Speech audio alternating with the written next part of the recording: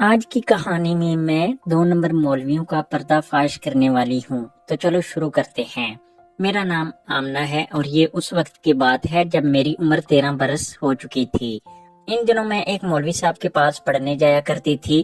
ایک دن سبق یاد نہ ہونے کی وجہ سے وہ مجھے ایک کمرے میں لے گئے اور دروازہ بند کر دیا اور کہنے لگے کہ آج تمہیں ایک مزے کی سزا دوں گا۔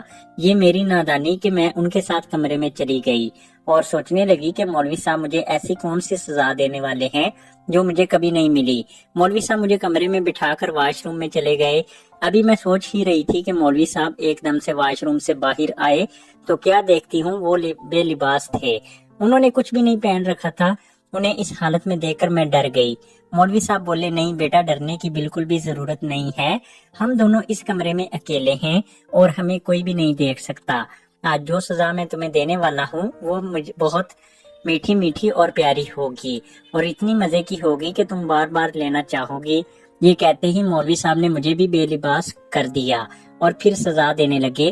مولوی صاحب سبق یاد نہ ہونے پر مجھے سزائیں دیتے رہتے تھے، لیکن ایسی سزا میں پہلی بار لے رہی تھی۔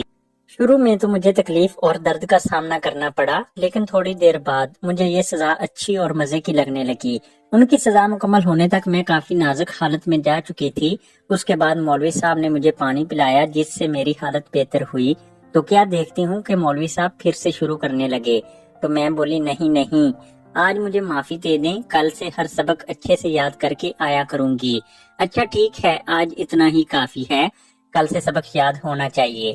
اور ایک بات یاد رکھنا کہ اس سزا کے بارے میں اپنے گھر والوں کو بالکل بھی مت بتانا، یہ بات ہم دونوں کے درمیان رہے گی۔ مولوی صاحب بولے۔ میں نے حامی بھر لی اور گھر آ گئی۔ گھر آتے ہی امی نے میری حالت دیکھتے ہی پوچھا کہ کیا بات ہے، تمہاری طبیعت تو ٹھیک ہے نا؟ نہیں امی، میں بالکل ٹھیک ہوں، بس تھوڑا سا سر میں درد ہو رہا ہے۔ میں نے بہانہ کیا۔ امی نے مجھے سر درد کی گولی دی اور ساتھ میں چائے بنا دی۔ گولی کھانے اور چائے پینے کے بعد میں سو گئی۔ جب صبح میں اسکول کی تیاری کے لیے اٹھی تو میری طبیعت کافی بہتر تھی۔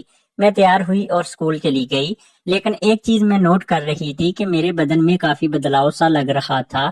ایسا لگ رہا تھا کہ میں جوان ہوتی جا رہی ہوں۔ اس دن تو میں کل والے واقعے کے بارے میں ہی سوچتی رہی۔ میں سوچ رہی تھی کہ آخر مولوی صاحب نے میرے ساتھ ایسا کیوں کیا جبکہ میں ابھی چھوٹی تھی۔ اس کے بعد میں نے مولوی صاحب سے پڑھنا چھوڑ دیا۔ آج میں 19 سال کی ہو چکی ہوں اور میری شادی بھی ہونے والی ہے۔ اب مجھے احساس ہوتا ہے کہ بچیوں کو کبھی مولویوں کے پاس اکیلے نہیں جانا چاہیے۔ یہ میری خوش قسمتی ہے کہ مولوی صاحب کے پاس دوبارہ نہیں گئی، ورنہ وہ تو مجھے کہیں کا نہ چھوڑتے۔ مزید ایسے معاشرے کے سنگین حقائق اور ظلم کی داستان جاننے کے لیے چینل کو سبسکرائب کر لیں۔ ملتے ہیں اگلی کہانی کے ساتھ، تب تک کے لیے اللہ حافظ۔